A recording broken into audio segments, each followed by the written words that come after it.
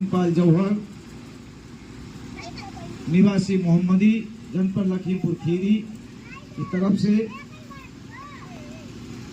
मानवर Kanshi Ram fan club YouTube channel आज से प्रारंभ करने जा रहा हूं। उम्मीद है कि हमारे दर्शक बंधु जो भी जानेंगे सुनेंगे इस चैनल को सब्सक्राइब करेंगे। और आज जो कार्यक्रम सौर दिवस के उपलक्ष्य में हो रहा है, यहाँ पे हम लोग आए हुए हैं। ओपी इंटरनेशनल पब्लिक स्कूल मछेछा पसरवा जनपद खीरी में होने जा रहा है। इसके आयोजक ओपी गौतम उपाध्यक्ष व अध्यक्ष हैं और रामासरे गौतम जी उपाध्यक्ष हैं।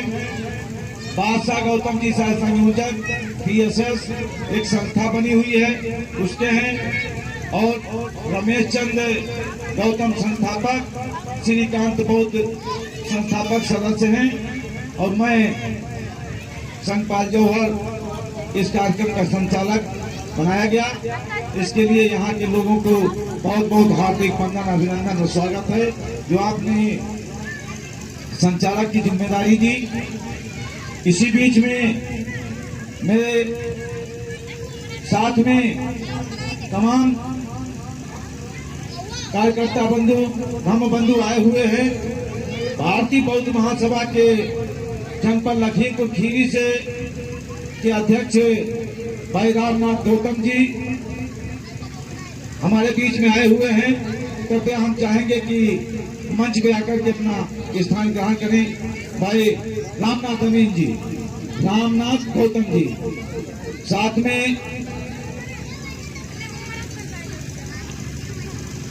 में जिला कोषाध्यक्ष भारतीय बौद्ध महासभा के बाबूराम हंस जी पधारे हुए हैं। हम उनसे आग्रह करेंगे कृपया मंच पे आकर के अपना स्थान ग्रहण करें। बाबूराम हंस जी, साथ में इस कार्यक्रम के आयोजक अध्यक्ष ओपी गौतम जी और उपाध्यक्ष श्री रामासरे गौतम जी, कृपया मंच पे आकर के अपना स्थान ग्रहण करें।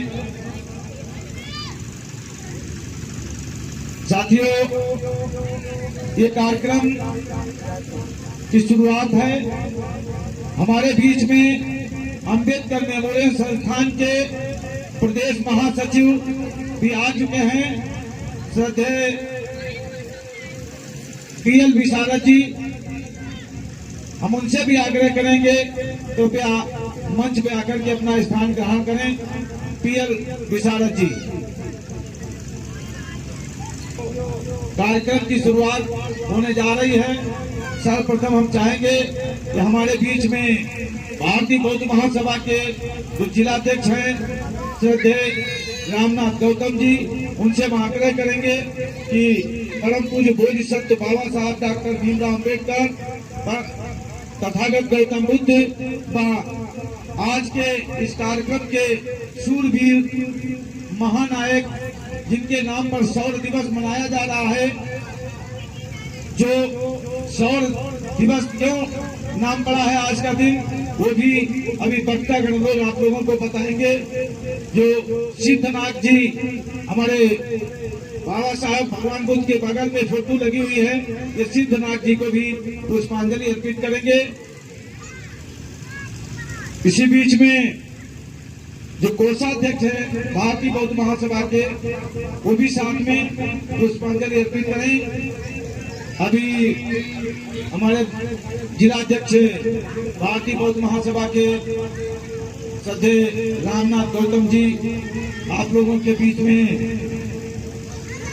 अगरबत्ती धूप बत्ती जला करके कार्यक्रम की शुरुआत करने जा रहे हैं। बहुत बहुत साधुवाद, बहुत बहुत साधुवाद। हमारे बीच में वयोवृद्ध श्रद्धेय गोगंगा लटल जी आ चुके हैं। आकर के मंच पर अपना स्थान ग्रहण करेंगे श्रद्धेय गोधनलाल अटल जी और श्रद्धेय पीएल विशारद जी, जो अम्बेडकर मेमोरियल संस्थान के प्रदेश के महासचिव हैं। श्रद्धेय पीएल विशारद जी आए। हमारे इस कार्यक्रम के अध्यक्ष भाई ओपी गौतम जी से हम आग्रह करेंगे कि तथागत बुद्ध बाबा साहब और शूरवीर सिद्धनाथ जी को पुष्पांजलि अर्पित करें। हम पीएल विशारद जी से आग्रह करेंगे कृपया मंच पर आकर तथागत बुद्ध परम पूज्य बोधिसत्व बाबा साहब डॉक्टर बी आर अम्बेडकर साहब को तथा शूरवीर सिद्धनाथ जी को पुष्पांजलि अर्पित करने का कार्य करें। टीम में से हमारे बीच में बैठे हुए हैं अनिल कुमार जी, उनसे ही हम चाहेंगे कि इस कार्यक्रम की शुरुआत हो। नई पौध युवा तेज तर्रार साथी आए और जो भी है कार्यक्रम की शुरुआत करें। भाई अनिल कुमार गौतम जी, आप लोग ताली बजा करके अनिल कुमार गौतम जी का स्वागत करेंगे। आए भाई अनिल कुमार गौतम जी का मैं समझता हूँ जितने लोग आए हुए हैं थोड़े थोड़े फूल लेकर के सभी लोग पुष्पांजलि का काम ही निपटा लें तो अच्छा रहेगा। क्यों भाई, ठीक नहीं? सब लोगों हो जाए बेहतर। तो हम हमारे श्रद्धेय रामचरण जी बैठे हुए हैं, देवी दयाल जी हैं और क्या नाम सुरेश कुमार जी हैं, मेवालाल जी हैं, हमारे साथ में मोहम्मदी से चल के आए हैं मनोज कुमार गौतम जी हैं। तमाम सबके नाम तो हम नहीं जानते हैं, लिहाजा सब लोग आकर के क्रमबद्ध पुष्पांजलि अर्पित कर लें ताकि ये काम आधा अधूरा न छूटे। जिस काम के लिए हम लोग एकत्र हुए हैं हम पुष्पांजलि ना करें, उनके बारे में अगर ना कुछ जाने तो ये सब व्यर्थ की बात है। इसलिए सबसे पहला काम है पुष्पांजलि का और हम आप लोगों से आग्रह कर रहे हैं, बीच में हमें भी मौका मिलेगा हम भी भाई पुष्पांजलि कर लेंगे, लेकिन सबसे पहले आप आगंतुक सभी लोगों से आग्रह है कि सभी लोग आकर के पुष्पांजलि अर्पित करें। क्रमबद्ध सभी लोग परम पूज्य बोधिसत्व बाबा साहब डॉक्टर भीमराव अम्बेडकर तथागत बुद्ध जी को और 100 दिवस के महानायक श्रद्धेय सिद्धनाथ जी को पुष्पांजलि अर्पित करेंगे। सभी लोग क्रमबद्ध हैं।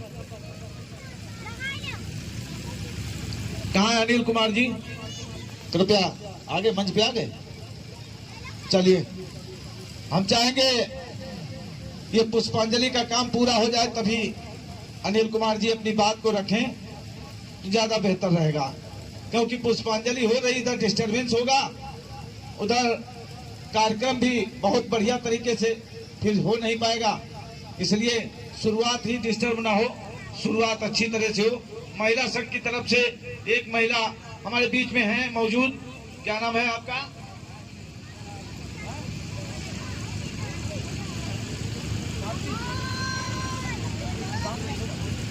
शांति सुमन गौतम जी हैं। कांति सुमन गौतम जी जो पुष्पांजलि अर्पित करने जा रही हैं।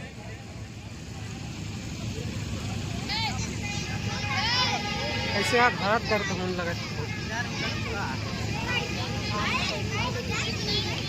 क्या नाम बेटा आपका?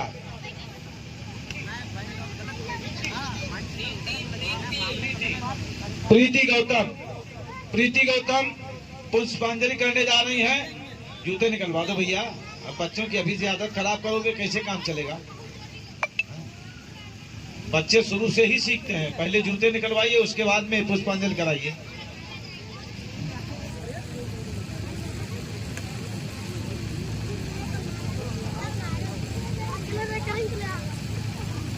दोनों हाथों से फूल चढ़ाया करो, दोनों हाथों से।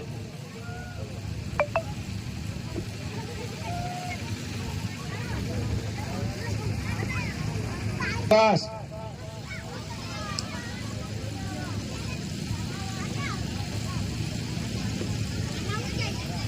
ऐसे ही सीखेंगे बच्चे भाई।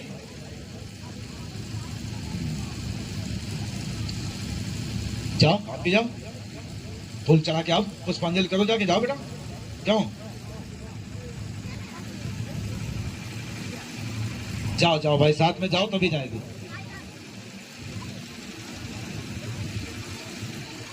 जय भीम। सभी लोग एक बार जोर से बोलेंगे, तथागत भगवान बुद्ध की, तथागत भगवान बुद्ध की। बाबा साहब अमर रहे, बाबा साहब। हमारे इस आज की संगोष्ठी के तत्वाधान में DS4 के तत्वाधान में सौर दिवस के उपलक्ष्य में जो कार्यक्रम आयोजित हो रहा है, इसमें उपस्थित सभी हमारे संगोष्ठी के सदस्यगण, सर्वप्रथम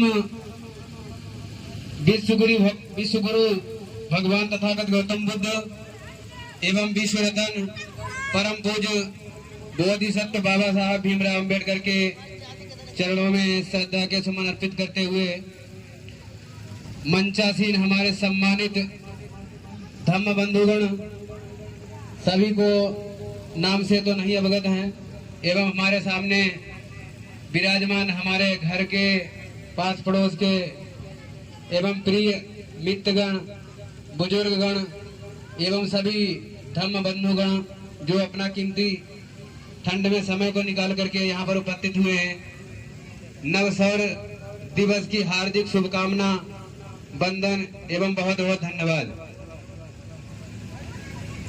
जहाँ पर इतने महान वक्ता में बैठे हुए हैं, वहाँ पर कार्यक्रम के संचालन में मुझे ही समय दे दिया गया है। ये काफी कठिन कार्य है। इतनी महान हस्तियों के बीच में हमारे ज्ञानवान धम्म बंधुगण बैठे हुए हैं, तो सर्वप्रथम मुझे ही दो बात कहने का जो समय दिया उसके लिए बहुत बहुत धन्यवाद। कि नवसौर दिवस का क्या इतिहास है, इसके विषय में बहुत से वक्तागण आप लोगों को, इसको आमतौर पे हम लोग नववर्ष के रूप में मनाते हैं, लेकिन इसका इतिहास क्या है अभी आप लोगों को बताया जाएगा। तो आज की व्यवस्था हमने देखा, आज से जो 10 आयोजित किए जाते थे, बहुत भारी संख्या में वहां पर भीड़ होती थी।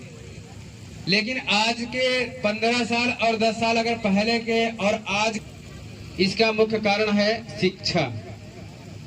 शिक्षा तो सभी समस्याओं का मूल मंत्र है, सभी समस्याओं का इलाज है। लेकिन हम कहते हैं कि हमारे धर्म का पतन हो रहा है, उसका भी मुख्य कारण हमारी शिक्षा ही है। और दूसरी बात है धर्म। शिक्षा से ही धर्म बनता है और शिक्षा से ही धर्म का पतन होता है। अगर हमारे पास शिक्षा है, शिक्षा उस रोशनी के समान है जिसके ना होने में आंखों के सामने मौजूद चीजें भी नजर नहीं आती। तो शिक्षा ही संपूर्ण रोशनी का एक मूल मंत्र है। उसके नहीं होने में, अर्थात अज्ञान होने से, आंखों के सामने की वास्तविकता भी हमारी नजर में नहीं आती। और आज क्या हो रहा है, हमको शिक्षा की जगह धर्म जबरदस्ती थोपा जा रहा है और हमारी शिक्षा को पतन करने की एक बहुत बड़ी साजिश हो रही है। जैसा कि आप लोगों ने देखा भी होगा, बड़ी मुश्किल से परम पूज्य बोधिसत्व बाबा साहब ने हम लोगों को वो चीजें दिखाई, हम लोगों को वो रास्ता दिखाया, हम लोगों को वो शिक्षा का मार्ग दिखाया, और शिक्षा भी उन्हीं की दी हुई है। और यहाँ तक कि हर एक क्षेत्र जिसमें भी हमको सम्मान मिला है, शिक्षा के क्षेत्र में है, राजनीति के क्षेत्र में है, हमारा घर मिला है, सम्मान मिला है, हक मिला है, वो सब परम पूज्य बोधिसत्व बाबा साहब की ही देन है। लेकिन आज हमको हर क्षेत्र में कमजोर किया जा रहा है। तो अधिक ना कहते हुए, हमारे बहुत वक्तागण है, आज के इतिहास के बारे में बताएंगे, तो ज्यादा समय ना लेकर, क्योंकि हमें भी सुनना है।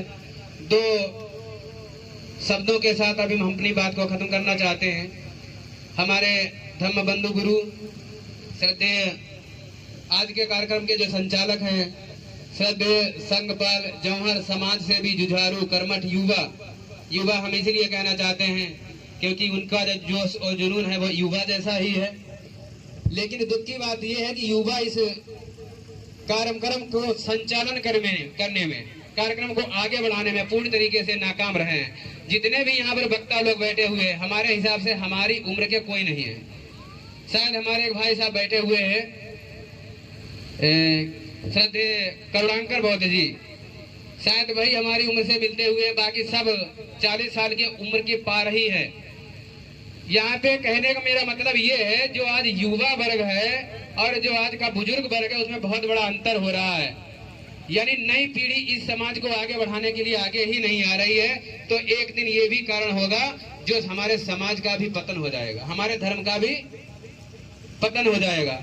दूसरी बात, शिक्षा नहीं होने के कारण हमारी बात ही नहीं किसी को समझ आएगी। दूसरी बात ये भी है हमारे समाज के पतन का।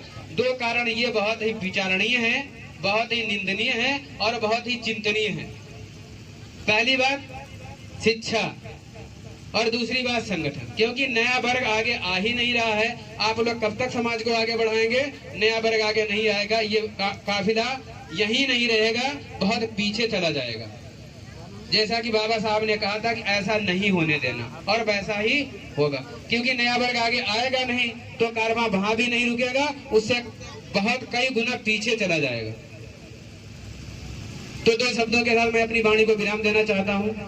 अभी हमारे श्रद्धेय संगपाल जौहर जी कह रहे थे गीत की बात, तो दो गीत की बात दो शब्दों के साथ मैं अपनी वाणी को विराम देना चाहूंगा। मेरा भीम की कृपा से सब काम हो रहा है, मेरा भीम की कृपा से सब काम हो रहा है। करते तुम ही हो बाबा, मेरा नाम हो रहा है। मेरा भीम की कृपा से सब काम हो रहा है, मेरा भीम की कृपा से सब काम हो रहा है। पतवार के बिना ही मेरी नाव चल रही है, पतवार के बिना ही मेरी नाव चल रही है। हैरान है जमाना मंजिल भी मिल रही है, हैरान है जमाना मंजिल भी मिल रही है। करता नहीं मैं कुछ भी, करता नहीं मैं कुछ भी, सब काम हो रहा है। मेरा भीम की कृपा से सब काम हो रहा है। करते तुम ही हो बाबा, मेरा नाम हो रहा है। मेरा भीम की कृपा से सब काम हो रहा है।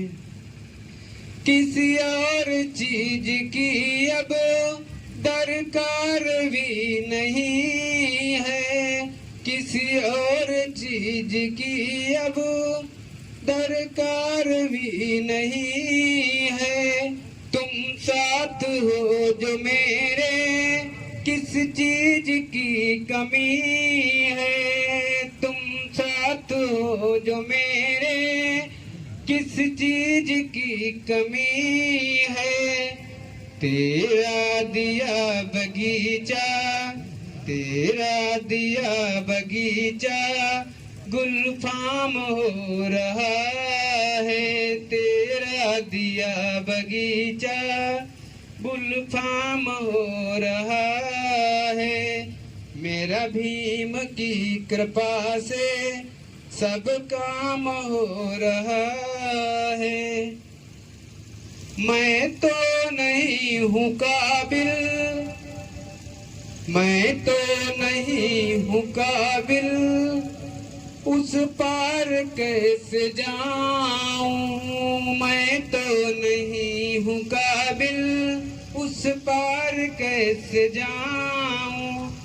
टूटी हुई वाणी से गुणगान कैसे गाऊं, टूटी हुई वाणी से गुणगान कैसे गाऊं, तेरी प्रेरणा से ही ये कमाल हो रहा है, तेरी प्रेरणा से ही ये कमाल हो रहा है, मेरा आपकी कृपा से सब काम हो रहा है।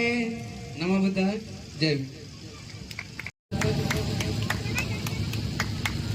भारत को संविधान देने वाले, नारी को सम्मान देने वाले संविधान निर्माता डॉक्टर भीमराव अंबेडकर जी समाज में जन्मे सभी महापुरुषों के चरणों में नमन करते हुए, श्रद्धा सुमन अर्पित करते हुए आज शौर्य दिवस के उपलक्ष्य में सूरवीर महा सिद्ध नायक जी के चरणों में पुष्प अर्पित करते हुए यहाँ पर उपस्थित सभी धर्म बंधुओं को नमो बुद्धाय, जय भीम। आज बहुत ही गौरवशाली दिन है। कहा जाए तो शौर्य दिवस के रूप में पूरे भारत में मनाया जाता है। आज हम देख रहे हैं पूरी सोशल मीडिया नव वर्ष हैप्पी न्यू ईयर को इसमें छाई हुई है। अपना समाज भी उसी में जा रहा है। जानकारी ही नहीं है समाज के हमारे युवाओं में, तो वो हैप्पी न्यू ईयर की बधाई दे रहे हैं। अपने समाज के संघर्ष सूरवीरों ने जो आज 1818 को रचा था उसको भूल रहे हैं। भीमा कोरेगांव अंकल जी ने, अभी रामनाथ जी ने आप लोगों को विस्तार पूर्वक बताया ही है, कुछ बताने की आवश्यकता नहीं है। लेकिन मैं अपने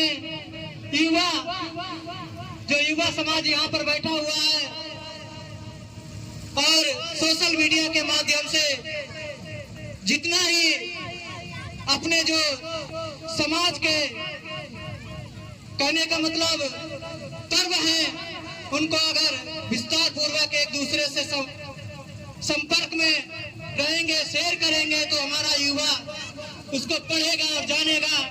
उससे उसको जानकारी होगी कि किस डेट में क्या हुआ था अभी। और आज एक माता सावित्रीबाई फूले स्कूल खोला था, पहला स्कूल कन्या पाठशाला आज के ही दिन खोली थी, जिसमें शिक्षा, नारियों को शिक्षा, महिलाओं को शिक्षा शुरू की थी माता सावित्रीबाई फूले ने।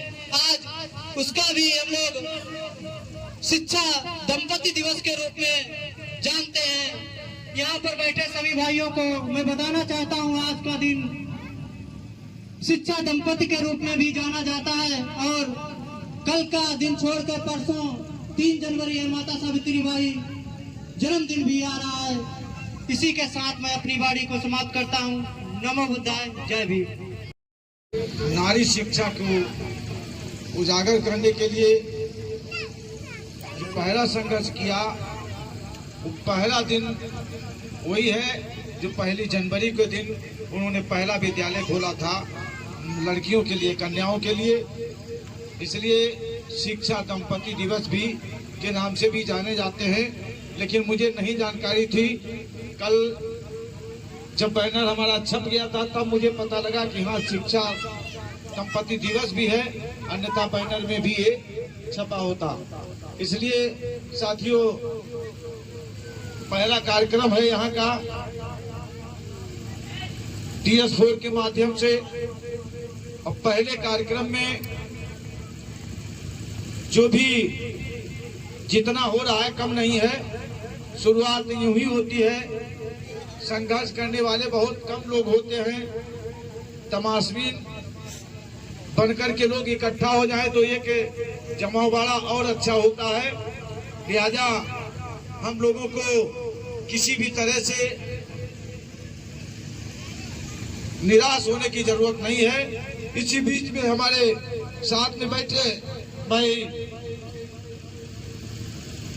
हम आग्रह करेंगे भाई दीनदयाल जी से, आप अपने विचार रखें भाई दीनदयाल। ताली बजा करके स्वागत।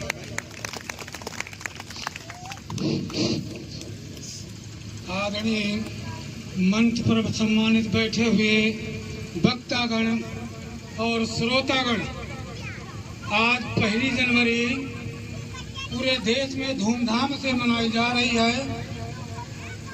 1 जनवरी 1818 में पेशवाओं और महारों के बीच में बहुत बड़ा संग्राम हुआ था, जो भीमा कोरेगांव के पास हुआ था। वहाँ पर एक नदी बहती है जिसका नाम भीमा नदी था, और उसमें 5000 महार और 28,000 पेशवाओं की सेना को जिन्होंने हरा दिया था। वहां पर 12 घंटे लगभग गोली चली थी। उसमें 22 लगभग महार लोग मारे गए थे और अंग्रेज भी मारे गए थे। लगभग 500-600 पेशवा भी मारे गए थे। तो उसी संबंध में आज धूमधाम से शौर्य दिवस मनाया जा रहा है। तो उसके संबंध में ना कह करके आज मैं जितने यहाँ पढ़ने वाले बच्चे बैठे हुए हैं उनके संबंध में एक कविता सुनाएंगे। आप उस कविता को बच्चे लोग जो बैठे हैं वो सुन लें। भगवान बुद्ध यार भीम को प्रथम शीश नवाए। हम आप लोगों से निवेदन के साथ इस बात को कहना चाहेंगे, याद रखें, ना याद रहे तो उसे नोट जरूर कर लें, क्योंकि अभी हमारे साथी कहीं 5000 बोल गए। 500 महार सैनिक थे। 500 महार सैनिक कहिए तो हम इसको विस्तार से समझा ही दें पूरा, अगर इजाजत हो मंच की।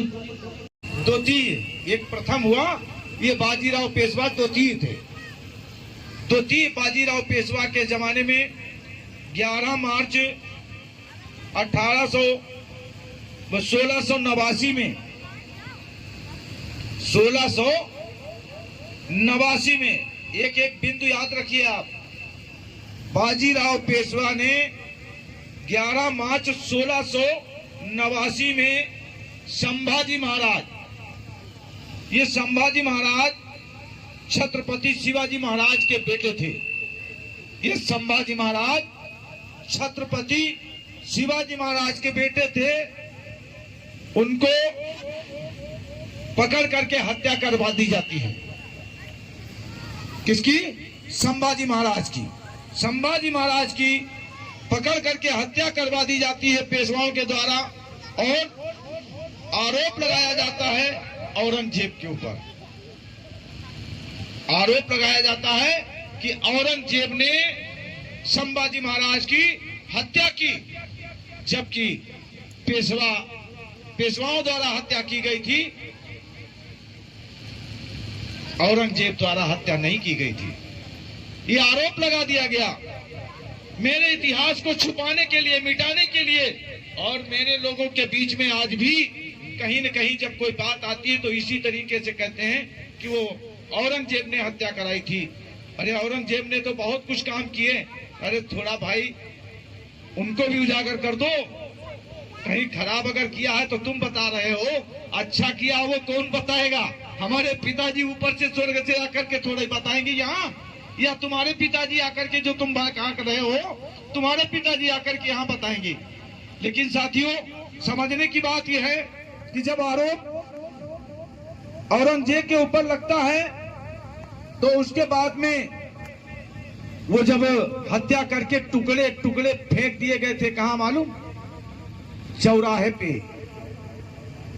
ऐसी जगह फेंके गए थे कि चारों तरफ से निगरानी रहे। और चौराहे पे जो टुकड़े फेंके गए और ऐलान कर दिया गया कि इस टुकड़ों को अगर कोई भी व्यक्ति हाथ लगाएगा उसका भी वही हस्त्र होगा जो संभाजी महाराज का हुआ है। ये बात सुनकर के लोगों में दहशत फैली। कि जो संभाजी महाराज का हत्या हुआ, संभाजी महाराज के कत्ल कर दिया गया, उनके टुकड़े टुकड़े करके चौराहे पे बिखेर दिए गए, और जो उनके टुकड़ों को उठा करके अगर दफन करेगा तो उसका भी वही हाल होगा। लोग दहशत में आ गए, दहशत में आ गए। कई दिन तक टुकड़े पड़े रहे, कोई छूने वाला नहीं था। एक शूरवीर गणपत पहलवान नाम का व्यक्ति, उसका खून खौला और उसने कहा ये काम मैं करूंगा। अगर एक गणपति मरेगा तो हो सकता और भी कोई गणपति पैदा हो जाए। अभी तो संभाजी महाराज मरे हैं, और जब संभाजी महाराज मर गए तो हम क्या करेंगे जी करके। इसलिए वो व्यक्ति संभाजी महाराज के टुकड़े उठा करके लाता है, सुई से उन टुकड़ों को सिल करके बॉडी की तरह नमूने बना करके उस बॉडी को दफन करता है। आखिर में संभाजी महाराज की भी हत्या कर दी जाती है। उनका भी हाल वही होता है। जब उनका भी हाल यही होता है और संभाजी महाराज की हत्या करने के बाद में मार्शल लॉ लगा दिया जाता है, वहां एक कानून लागू कर दिया जाता है। वो मार्शल लॉ क्या है? वो मार्शल लॉ क्या है? वो कानून क्या है? वो कानून ये थी कि कमर में झाड़ू और गले में मटकी लटका के हर सूत्र फिरेगा, और जो उनका विरोध करेगा उसके लिए ये था। विरोध कौन कर रहा था? अरे भाई, हमारे ही सारे हक हकूक छीने गए, हमारी ही नस्लों का कत्लेआम हो रहा है, हमें ही पीछे धकेला जा रहा है, तो विरोध तो हम करेंगे ना, कोई नहीं करेगा। तो हमारे लोगों ने जब विरोध किया तो उनके ऊपर ये लागू कर दिया गया। जब मार्शल लॉ लागू की गई तो इन्होंने हमारे बीच में, फोटो आप देख रहे हैं सिद्धनाथ जी का, जो शौर्य दिवस के महानायक कहे जाते हैं, इन्हीं के अगुवाई में बैठ के पंचायत होती है।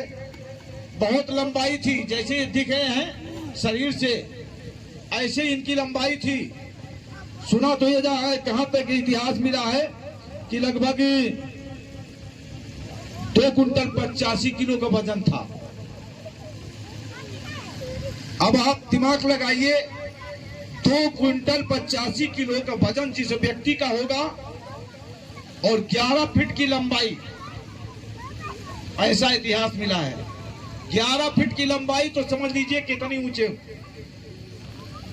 मकान एक इमारत के बराबर।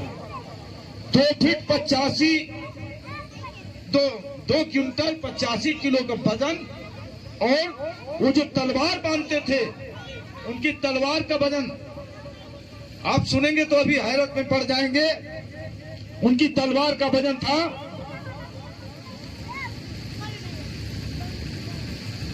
70 किलो। तलवार का वजन 70 किलो का था, और उनके भाला जो था, जो भाला बांधते थे, उस भाले का वजन 16 किलो था। इतने बलशाली हमारे सूरवीर, जिन्होंने पेशवाओं से मिलकर के कहा कि आप ये कानून हटा लीजिए, हम आपकी तरफ से अंग्रेजों से लड़ाई लड़ेंगे। ये हमारे ऊपर जो नियम बना के रखे हैं, अगर आप ये नियम हटा लेंगे, ये कानून हटा दो, तो हम आपकी तरफ से अंग्रेजों से लड़ाई लड़ूंगा। पेशवा ने कहा, मालूम पेशवाओं ने क्या कहा? अरे नियम हटाना तो बहुत दूर की बात है, हम एक तिनकी भर तुमको, सुई के तिनकी भर तुमको कोई हक हकूक देने वाले नहीं है। लड़ाई लड़ो या ना लड़ो, जाओ। बेइज्जत करके भगा दिया जाता है, चले आते हैं। फिर इन्होंने अंग्रेजों से साठ गांठ करके मिले और अपनी बात कही कि अगर आप हमारे ऊपर लगे हुए ये नियम कानून को हटा देंगे तो हम आपकी तरफ से पेशवाओं से युद्ध करके आपको युद्ध जिताने का काम करेंगे। अंग्रेजों ने बात को मान लिया, और मान लिया तो उन्होंने, अंग्रेजों ने उनको ट्रेनिंग दे करके, क्योंकि लंबे चौड़े तो थे ही थे, बर्छी भाला तलवार चलाना जानते थे, कुछ ट्रेनिंग उन्होंने टिप्स बताए युद्ध कैसे होता है, कैसे युद्ध किया जाएगा, वो टिप्स बताए। उन टिप्सों को उन्होंने अपने दिमाग में रख लिया और इन पेशवाओं ने 1817 यानी 17 जून में अंग्रेजों से इन्होंने बात की और 17 जून में यह बात इनकी तय हो गई। और इन्होंने जब इनको ट्रेनिंग दे करके एकदम तैयार किया तो सिद्धनाथ जी को अब हुआ क्या कि 1817 दिन था 31 दिसंबर, 1817 दिन था, दिनांक थी 31 दिसंबर और 31 दिसंबर को शाम को चढ़ाई कर देते हैं पेशवा बाजीराव पेशवा की सेना 1817 में 31 दिसंबर की शाम चढ़ाई कर देते हैं।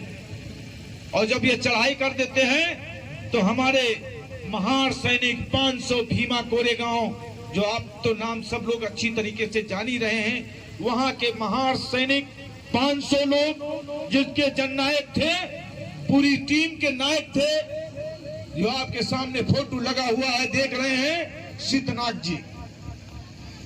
ये सिद्धनाथ जी 1.5 बाह है इनकी, केवल 1.5 बाह। आप गौर करके देखिए, गौर करके देखिए, ये एक बाह आधी है और एक बाह पूरी है। एक में हाथ है पूरा और दूसरे में हाथ नहीं है। दिख रहा है कहीं? नहीं दिख रहा है। यहां से है इतनी बाह कटी हुई, उसमें तलवार बांध करके, एक हाथ में तलवार है और कटे हुए हाथ में तलवार बांध के लड़ाई लड़ी और रात भर लड़ाई चली। मूली गाजर जैसा काट करके फेंक दिया पेशवाओं को और 28,000 पेशवाओं को मात खानी पड़ी, मौत के घाट उतार दिए गए। 2,000 पेशवा भाग गए। सेना थी 30,000 की सेना थी।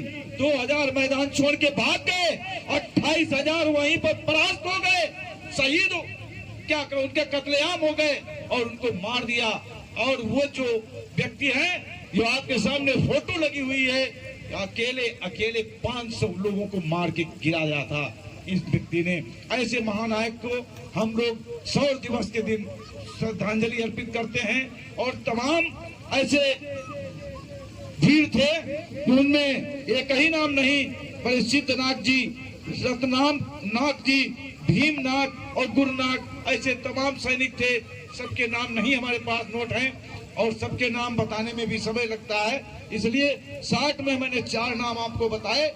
इन्होंने उस युद्ध को जीतकर और वहां से अंग्रेजों से अपनी मांग मनवा ली थी। झाड़ू गले की हांडी जो है, वो अंग्रेजों ने इस बात को मान करके वहां पर प्रतिबंध लगाने का काम किया था। और रही बात, जैसे अभी जो आरोप लगाया गया था इनके संभाजी महाराज की हत्या का औरंगजेब के ऊपर, औरंगजेब ने महिलाओं के ऊपर जो टैक्स पड़ता था, ईस्टर्न टैक्स, पहले महिलाओं के ऊपर ईस्टर्न टैक्स पड़ता था और ईस्टर्न टैक्स जो महिलाएं ईस्टर्न को ढक लेती थी उनके ऊपर टैक्स लगाया जाता था। उसको अगर रोकने का काम किसी ने किया है तो वो व्यक्ति कौन है? औरंगजेब है। औरंगजेब ने ये दशा देख करके उन्होंने कानून बनाया और कहा अब अगर कोई महिला नंगे बदन घूमेगी और नंगे बदन घूमती हुई दिख गई तो उसको टैक्स देना पड़ेगा कि नंगे बदन क्यों घूम रही हो। इसलिए उन्होंने ये कानून जब पारित कर दिया तो महिलाएं ऑटोमेटिक अपने स्तन को, बदन को ढकना शुरू कर दिए थे। ये औरंगजेब के ऊपर लोग आरोप लगाते हैं कि इसी तरह से उन्होंने किया, क्योंकि उनकी व्यवस्था के खिलाफ तो मानवता का संदेश देने का काम किया था औरंगजेब ने। ऐसी कहानी हम आप लोगों को बहुत शार्ट में बताया। ऐसे सूरवीर के कहानी बताने के लिए हम आप लोगों को बड़े एक पॉइंट की जरूरत है, एक चीज को। नमो बुद्धाय, जय भीम। हम चाहेंगे, हमारे केएल गौतम जी आप लोगों के बीच में आ चुके हैं। हम चाहेंगे कि कृपया तथागत बुद्ध, बाबा साहब और सिद्धनाथ जी को पुष्पांजलि अर्पित करने का काम करें। भाई केएल गौतम जी, आप लोग ताली बजा करके गौतम जी का सम्मान करेंगे सभी लोग। तो साथियों, क्योंकि मुझे बीच में बोलना नहीं चाहिए था, लेकिन बात मैंने इसलिए कही कि आधी अधूरी जानकारी और बीच में हमारी त्रुटियां ना रहें, क्योंकि ये मत सोचिए अब हम मीडिया वाले भी हो गए ना। शुरू हो रहा आज से हमारा मीडिया चैनल। हाँ, आज से हमारा चैनल मीडिया में हम मानवर कांसीराम फैन क्लब चैनल से 2 बच्चे बैठे वीडियो बना रहे हैं। एक चाहेंगे हम कि हमारा आप सब लोग सहयोग करेंगे। मानवर कांसीराम फैन क्लब चैनल का आप लोग जिस तरह से अन्य चैनल देखते हैं, सब्सक्राइब करते हैं, इस चैनल को भी आप लोग सब्सक्राइब करेंगे। भाई गौतम जी से हम आग्रह करेंगे, कृपया मंच पे आकर के अपना स्थान लें। भाई भाई भाई भाई क्षमा याचना के साथ मैंने इसलिए आपसे नहीं कहा था कि वापस कुर्सी पे बैठे हैं। अरे कुर्सी लोगों को दो भाई, आप नहीं भाई। देखिए, शिक्षक का काम होता है शिक्षा देना, और शिक्षा जब दोगे, हाँ, तो शिक्षा जिसको मिलेगी तभी तो कुर्सी मिलेगी। अब शिक्षा देने वाले हैं तो हम शिक्षक को सम्मान पूर्वक अपने मंच पे आसीन होने के लिए अनुरोध किया है मैंने। तो साथियों, इस चीज को बाबा साहब ने जब भीमा कोरेगांव के ये इतिहास को देखा, पढ़ा, परखा, तो पहली बार बाबा साहब 1927 में पहली बार 1 जनवरी 1927 को बाबा साहब भीमा कोरेगांव उसी स्मारक पे गए थे, जो स्मारक अंग्रेजों द्वारा बनवाया हुआ शहीद स्मारक है। वहां पर स्मारक पे गए हुए थे, और तब से जब तक बाबा साहब जीवित रहे तब तक बराबर हर साल जाते रहे, उस स्मारक को जाकर के नमन करते रहे, शहीदों को पुष्पांजलि देते रहे। ये बाबा साहब का कृत्य था। अरे बाबा साहब न होते तो शायद हम लोगों को ये कुछ इतिहास न मिलता। ये जो भी इतिहास आज खोज के मिल रहा है, वो सब परम पूज्य बोधिसत्व बाबा साहब डॉक्टर भीमराव अम्बेडकर की बदौलत हमको मिल रहा है। इसलिए साथियों, हम अब चाहेंगे कि हमारे बीच में भाई, हमारे बीच में उदयवीर आजाद साहब बैठे हैं। हम क्षमा याचना के साथ चाहेंगे, भले ही हमको गरिया के जाओ, लेकिन बोलना तो पड़ेगा ही थोड़ा थोड़ा। चलिए आइए आइए आइए, आ जाओ भाई मेरे भाई। तो अटल जी से हम थोड़ा चाहेंगे कि हमें थोड़ा और दूसरी तरफ भी मौका मिल जाए कि अटल जी वयोवृद्ध साथी हैं। अटल जी से हम चाहेंगे कि सामने आकर के बैठ के कुछ मुखार बिंदु से हमको लोगों को ज्ञानवर्धक बातें जरूर बताएं। आगे कैसे कार्यक्रम होगा, युवा कम मौजूद हैं, लेकिन जो मौजूद हैं उन्हीं को हम आप लोग ट्रेंड कर लें। यही युवा 1 से 10 हो जाएंगे, 10 से 100 हो जाएंगे, 100 से 200, 1000, 500 हो जाएंगे। ऐसी कोई बात नहीं, लेकिन युवाओं से वृद्ध बुजुर्गों को सबको बताने सिखाने की जरूरत है। भाई वयोवृद्ध अटल जी, आप लोग ताली बजा करके अटल जी का स्वागत करेंगे। ले भाई। सभी हमारे धम्मवन जो देख रहे हैं आप, जो हमारे जौहर जी ने बताया, जिस फोटो को देख करके हमें पहली उत्तेजना मिलना चाहिए, हद को लेना चाहिए। तो एक तो है, तो इसलिए लोग क्या घबरा जाते हैं कि अरे हम अपने गांव के अंदर तो हम अकेले पड़ जाते हैं। बहुत से लोग कहते अरे हम 2 ही लोग हैं। तो हमने देखा, अब कहानी अगर दूसरी बताते हैं तो थोड़ा टाइम लग जाएगा अकेलेपन की। तो आप लोग जो है तो समझें और इस बात को ध्यान में रखें। बच्चे ज़्यादातर इस बात को ध्यान दें कि देखिए ये क्या नहीं कर सकता है, एक जो है वो क्या नहीं कर सकता है। जैसे हमारे बाबा, हाँ तो देखिए, हाँ अच्छा जाइए। तो उसी बीच में थोड़ा सा हम ज़्यादा नहीं समय लेंगे। देखिए, अरे लाखों में चोट करता सूरमा अकेला, यह मत कहो क्या कर सकता अकेला। लाखों में चोट करता सूरमा अकेला, ये मत कहो क्या कर सकता अकेला। होते हैं अनगिनत धान के कण वो खली में। हमारी माता बहने कम से कम 3 किलो एक बार में गाली में धान डालती हैं। होते हैं अनगिनत धान के कण वो खली में। अरे तिनको दहाड़ता वो मूसल अकेला। ये मत कहो क्या कर सकता अकेला। लाखों में चोट करता सूरमा अकेला। ये मत कहो क्या कर सकता अकेला। होते हैं, सबने देखे हैं, होते हैं 1000 डिब्बे रेल की पटरियों पर। खैर देखते हो, होते हैं 1000 डिब्बे रेल की पटरियों पर। और तिनको वो खींचता है इंजन अकेला।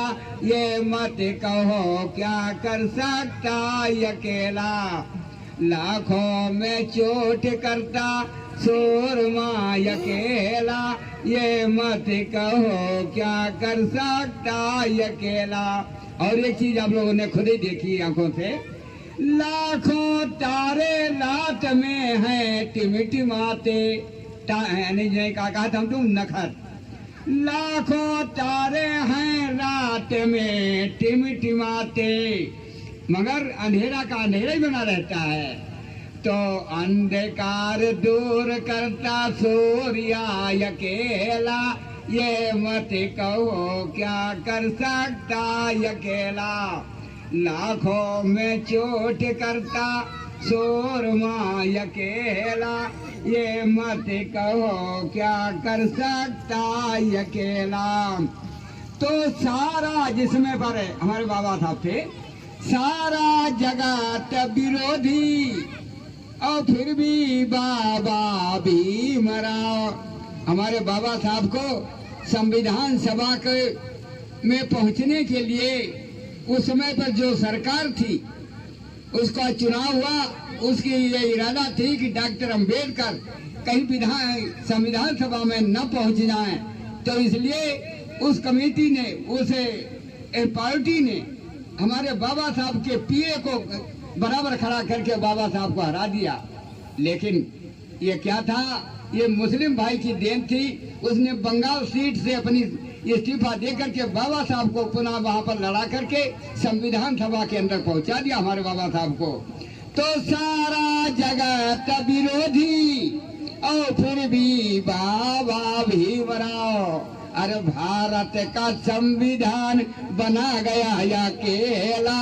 ये मत कहो क्या कर सकता अकेला। लाखों में चोट करता सूरमा अकेला। ये मत कहो क्या कर सकता अकेला। हमारे जौहर साहब गए हुए हैं, थोड़ा सा उस समय है, आगे आया। तो हम अपनी बात को 5 मिनट ज्यादा नहीं लेंगे। एक कहानी आपको बताते हैं कि आज आप लोगों ने सुना होगा बंडा एरिया, जो ठाकुर लोगों की पूरी मतलब वहाँ पर बहुत बड़ा है संगठन। तो वहाँ सिकरानिया गांव के अंदर एक हमारा ही नवारासी था। तो उसके अंदर उत्तेजना आई, उसके अंदर उत्तेजना आई कि यहाँ पर भी दिस्तापुर की नाटक करवाई जाए और यहाँ पर सम्मेलन किया जाए। सभी गांव के लोगों ने, बिरादरी ने कहा हाँ हम इतना रुपया देंगे, हम इतना देंगे, हम इतना देंगे, ऐसी बात करके। और वहाँ पर क्या हुआ, तो सबने तो पहले तो उत्तेजित कर दिया। और लेकिन जब वहाँ के ठाकुर लोगों ने कहा कि जिस दिन यहाँ रे हमारी एरिया के अंदर और एक चमार का लड़का एक ब्राह्मणी को ब्याह करेगा, शादी करेगा, ऐसा बोरों कारतूस रखे हैं, बोरों चलेंगे। अब क्या था, हमारे लोग तो बहुत जल्दी डरने वाले भी बेचारे जो थे, परमिशन मिल नहीं पाई थी तब तक। एक दिन बाकी रह गया, जो जिस दिन यानी नाटक होना और सम्मेलन होना। तो वहां पर गए तो हमारे एडीओ साहब हमारे गांव के उसमें बंडा में थे, हम भी वहां पर पहुंच गए थे। तो उन्होंने कहा कि ऐसा ऐसा मामला है, वहाँ चलना है। हमने कहा चलना है। तो हम जाकर के जब सिकराहनिया के रोड पर पहुंचे, हमने कहा भैया वहाँ पर 5-6 लोग बैठे थे। उन्होंने कहा कि हमने पूछा, हमने कहा भैया यहाँ सिकराहनिया के लिए रास्ता कौन सी है? तो उन्होंने कहा कि अच्छा वो आज वो सिकराहनिया के जा रहे हो, जहाँ पर चमार का लड़का जो है एक ब्राह्मण की लौड़िया से व्रत करेगा। हमने कहा नहीं, ये आप लोगों का भ्रम है, ऐसी बात कहा है? कहीं नहीं। तो हमने कहा हम उन्हीं में के हैं। हमने कहा उनसे, हमने कहा हम उन्हीं में के हैं और हम आज वहीं पर हम जाएंगे और आप लोग आना, हम अपनी तरफ से आपको निमंत्रित करते हैं कि देखिए आगे वो लोग क्या करते हैं। उन्होंने कहा ठीक भैया, हम तो वहीं से उठते। वे कहने लगे हम तो वहीं से उठते। हम जाकर के दोनों जो एडीओ साहब और हम वहाँ पहुँचे। जब वहाँ पर हमने देखा सामियाना रखा हुआ है, माइक आइक सब रखे हुए हैं और सब जमीन में, वहाँ पर एक आदमी नहीं, घर की बिरादरी के उसमें 2 बहुत बड़े यानी मतलब झंडे लोग थे। कौन? एक मुईरपुर के हिम्मत सिंह और एक बमरौली के टीकम सिंह। ये 2 लड़का लीलाहर के 4 लोग बैठे। तो हमने कहा, और हम एडीओ साहब पहुँच गए। हमने कहा ये क्या मामला है? इन्होंने कहा कि अरे, हमने कहा यहाँ सम्मेलन ये तो पड़ा है, ये क्यों नहीं लगाया जा रहा है? तो उन्होंने कहा कौन लगावा यहाँ? वही तो गोधन लाल ने जो है बेचारे वही तो परमिशन के लिए गए हैं। शाहजहाँपुर वहाँ परमिशन ना मिली भाई, और नाटक आज होना है और बिरादरी के लोगों ने सुन रही कि बोरन कारतूस यहाँ पर खर्च हो जाएंगे, तो इसलिए वही तो सब खेतन में पड़े हैं। उन्हें कि भैया हमने साथ दी, हमने पैसा दी, हम कुछ ना दी, तो अकेले बेचारे वो हैं। हमने कहा अच्छा। तो हमने कही अरे हम तुम लोग 6 जने हुए, इन्हें खड़ी करो। तो यानी वहीं पर सामयाना सब हम 6 जने ने मिलके खड़ा किए और खड़े करने के बाद में हमने कहा माइक फिट करो। 4 बज चुका था, अकेले में खड़ा हो गया अपना चंग लेकर के। 4 बजे से 8 बजे रात तक अकेले चंग बजाया। वहाँ पर लगभग 2000 आदमियों की भीड़ इकट्ठा हुई तब तक गोधन लाल परमिशन लेकर भी आ गए। मनोहर लाल अपनी पार्टी भी लेकर के पहुँच गए। रात के अंदर लगभग 5000 वहाँ पर यानी जनता इकट्ठी हुई, बड़ी ठाठ से साथ में हुआ। तो इसलिए हमने जो उसी समय की मुझे कविता की याद आ जाती है। तो जो है 4 घंटे प्रोग्राम करने के बाद में कोई दूसरा यानी प्रचारक वहाँ पर नहीं गया हमारे डर के, लेकिन वो दम है हमारे के अंदर, जो हमने जिस गांव के अंदर लोगों ने चैलेंज कर दिया, यहाँ पर कोई नहीं हमारे गांव को आता है। हमने वहाँ पर चैलेंज करके जाकर के प्रोग्राम किया है। अपनी बात को यहीं पर समाप्त करके जवाहर साहब से क्षमा मांगूंगा, टाइम दे। ज्यादा ग्रंथ लिख करके तैयार कर दो तो भी पीएचडी है, लेकिन कहीं भी कोई इतिहास अगर खोज के लाए वो पीएचडी के समकक्ष तब भी है। और वो डॉक्टरी तो नहीं लिख सकता भाई, डिग्री नहीं मिल सकती, लेकिन हमारे समकक्ष तो हो ही गया है। खोज करने वाला वैज्ञानिक के बराबर तो है ही है। इसलिए बहुत बहुत साधुवाद जानकारी देने के लिए। आजाद साहब ने बढ़िया बात आप लोगों को बताई कि आज के दिन क्या क्या हुआ था। एक पत्रिका ग्रंथ 1948 में, 1 जनवरी 1948 में एक ग्रंथ प्रकाशित हुआ और 1989 में महिलाओं के लिए, अछूत महिलाओं की यानी अछूत अनटचेबल अछूत महिलाओं की मीटिंग की गई थी। और 1989 1 जनवरी 1989 को वो मंडल कमीशन लागू हुआ था। ये तो अभी जल्दी की बात है, हम लोगों के सामने जो हुआ है ये कहीं कोई लिखी हुई बात नहीं, ये खुद के देखा हुआ नजारा है। अब हम चाहेंगे हमारे बीच में हमारे साथी भाई केएल गौतम जी प्रधान अध्यापक हैं विद्यालय के जूनियर हाई स्कूल के। आप लोगों के बीच में ऐसा सुनहरा मौका मिला कि छुट्टी घोषित हुई, इसलिए आप लोगों के बीच में विद्यालय जाने के बाद भी फिर यहाँ आए हैं।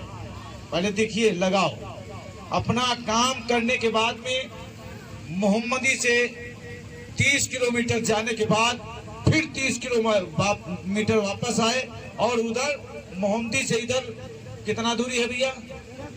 है 13 यानी 63 किलोमीटर का सफर करके आपके बीच में आए। ये मिशन के प्रति लगाव ही तो है ना, एक जागरूकता है, मिशन के प्रति लगाव है, मिशन कारवा आगे बढ़े।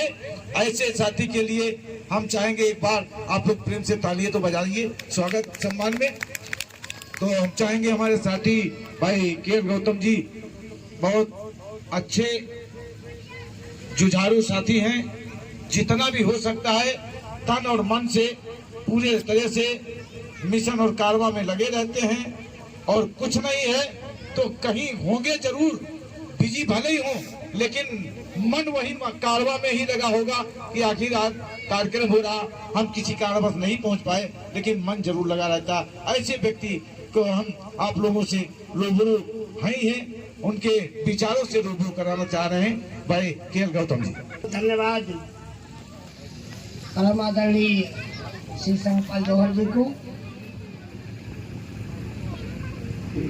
करुणा के सागर तथागत सम्यक संबुद्ध परम पूज्य बोधिसत्व बाबा साहब डॉक्टर भीमराव अम्बेडकर के चरणों में श्रद्धा सुमन अर्पित करते हुए और जिनके प्रबल प्रताप से आज का ये दिन इतिहास के पन्नों में स्वर्णाक्षरों में अंकित है, ऐसे महान वीर योद्धा सिद्धनाथ महान जी को भी शत शत नमन। हम सबके बीच एक लंबे समय से धम्म के क्षेत्र में अपनी सेवाएं देने वाले महान जुझारू आचार्य परम श्रद्धेय गोधनलाल अटल जी, धम्म कार्य को आगे बढ़ाते हुए सतत प्रयत्नशील रहने वाले परम श्रद्धेय उदयवीर आजाद जी, सामाजिक राजनैतिक और धार्मिक क्षेत्र में अपनी अमिट छोड़ने वाले भाई संगपाल जौहर जी, यहाँ पर उपस्थित सभी धम्मबंधु, यहाँ के आयोजकगण, बच्चों, माताओं, बहनों, सबसे पहले तो हम एक निवेदन करना चाहेंगे कि हम लोग बैठे तो काफी लोग हैं, लेकिन थोड़ा सा व्यवस्थित बैठ जाए। सामने की कुर्सी सारी खाली पड़ी है, आप लोग साइड में भाग रहे हैं और शायद हमारे लोग साइड में भागते ही रहते हैं, ये आज की बात नहीं है। व्यवस्थित अगर बैठ जाए तो फोटो खींचेगा तो बहुत अच्छा लगेगा, क्योंकि जो फोटो खींचता पता नहीं कहाँ तक जाता है। बच्चे भी आगे आ जाए और एक हम चाहेंगे थोड़ा सा, आप लोग तीतर भी बहुत घने बैठे हैं, थोड़ा सा अंतर लेके और पीछे निकल बैठ जाए तो कम में ज्यादा लोग दिखेंगे। और एक कहा जाता है कि जो दिखता है वही बिकता है, और चमत्कार को ही नमस्कार होता है। ज्यादा लोग दिखेंगे तो रोड पर जाने वाले भी और हो सकता है कि कहे क्या हो रहा है और यहाँ पे आ जाएंगे। तो अभी बात चल रही आज के शौर्य दिवस की, जिसे भीमा कोरेगांव के नाम से जाना जाता है।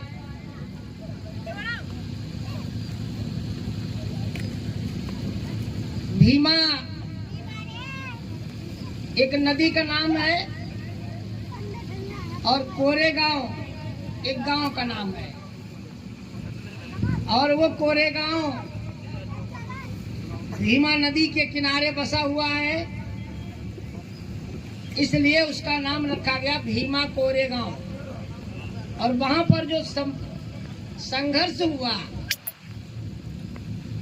उस संघर्ष की गाथा आज भी चल रही है, एक इतिहास बन गई। देखिए, सृष्टि के प्रारंभ से और आज तक और आगे भी